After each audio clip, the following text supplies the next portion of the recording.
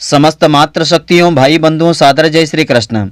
आज आपको हम बताएंगे कि एकादशी व्रत का पारण किन वस्तुओं को खा करके आपको करना चाहिए जिससे कि इस व्रत का पूरा फल आपको मिल सके।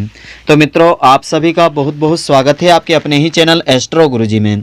यदि आपने अभी तक हमारे चैनल को सब्सक्राइब यदि नहीं किया हो तो अभी सब्सक्राइब कर लें और बेल आइकन को अवश्य दबाएं, जिससे हमारे अगले आने वाले नए वीडियो की नोटिफिकेशन सबसे पहले आपके पास पहुंचे। आप नित्य नई ज्ञानवर्धक जानकारियां व नित्य का राशिफल हमारे चैनल से प्राप्त करते रहें। तो एकादशी व्रत का नियम 10वीं से द्वादशी तक चलता है। द्वादशी को पारण करते समय चावल जरूर खाना चाहिए। तामसिक चीज़ों का पारण में भूल करके आपको प्रयोग नहीं करना चाहिए। एकादशी का व्रत भगवान विष्णु जी के निमित्त रखा जाता है। हर मास में एकादशी तिथि आती है और मास के अनुसार एकादशी व्रत का महात्म्य भी बढ़ जाता है। एकादशी व्रत करने के लिए 10वीं के दिन से व्रत के नियम लागू हो जाते हैं जो कि द्वादशी तक चलते हैं। तो 10वीं से लेकर द्वादशी तक व्रत के नियमों का पालन मनुष्य नहीं करते हैं तो इससे उन्हें व्रत का पूरा पुण्य लाभ प्राप्त नहीं होता है। ऐसे में हर किसी को यह पुण्य लाभ नहीं मिल पाता है।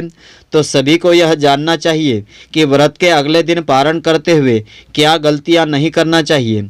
एकादशी पर नियम और संयम के साथ व्रत रख करके भगवान विष्णु जी की उपासना करने के बाद अगले दिन द्वादशी तिथि पर पारण में खास चीज़ों का ही सेवन करने का विधान होता है।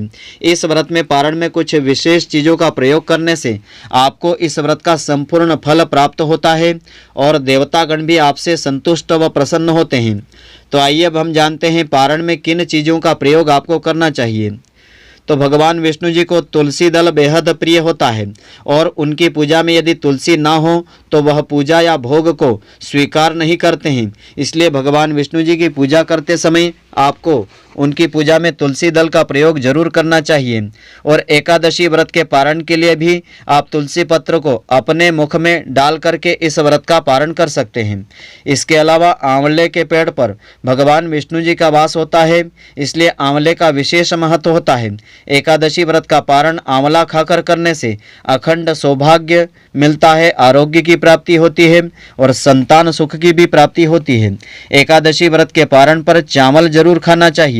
एकादशी व्रत के दिन चावल खाने की मनाही होती है, लेकिन द्वादशी के दिन चावल खाना धर्म ग्रंथों में उत्तम बताया है।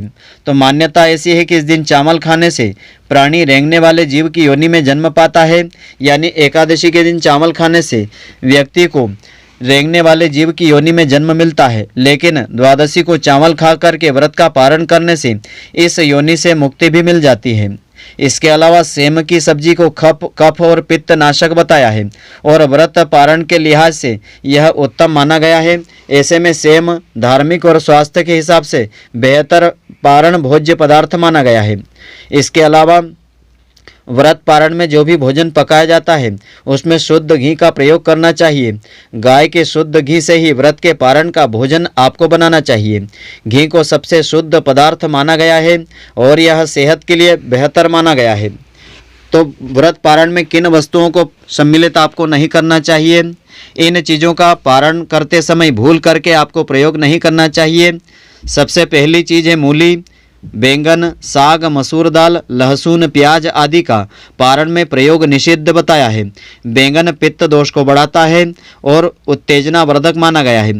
तो वहीं मसूर की दाल को अशुद्ध माना गया है, तामसी मानी गई है। मूली की तासीर ठंडी होती है, इसलिए यह व्रत के ठीक बाद सेहत के लिए अच्छी नहीं मानी गई है। लहसुन प्याज भी तामसिक भोजन में आता है, इसीलिए इसका प्रयोग वर्जित होता है। माना जाता है कि इसे खाने से उत्तेजना, क्रोध, हिंसा और अशांति की भावना मन में आती है, इसलिए इन वस्तुओं का भूल करके पारण में आपको प्रयोग नहीं लेना चाहिए। तो एकादशी व्रत के अगले दिन सूर्योदय के बाद पारण किया जाता है। एकादशी व्रत का पारण द्वादशी तिथि समाप्त होने से पहले करना आवश्यक होता है। यदि द्वादशी तिथि सूर्योदय से पहले समाप्त हो गई हो तो एकादशी व्रत का पारण सूर्योदय के बाद ही होता है। द्वादशी तिथि के भीतर पारण न करना पाप करने के समान होता है। एकादशी व्रत का पारण हरिवासर के दौरान भी नहीं करना चाहिए। जो श्रद्धालु व्रत कर रहे हैं उन्हें व्रत तोड़ने से पहले हरिवासर समाप्त होने की प्रतीक्षा करना चाहिए। हरिवासर द्वादशी तिथि की पहली 1/4 अवधि होती है। तो व्रत तोड़ने के लिए सबसे उपयुक्त समय प्रातःकाल का होता है। व्रत करने वाले श्रद्धालुओं को मध्याह्न के दौरान व्रत तोड़ने से बचना चाहिए। कुछ कारणों की वजह से अगर कोई प्रातःकाल पारण करने में सक्षम नहीं है तो उसे मध्याह्न के बाद पारण कर लेना चाहिए। तो कभी कभी एकादशी व्रत लगातार 2 दिनों के लिए हो जाता है।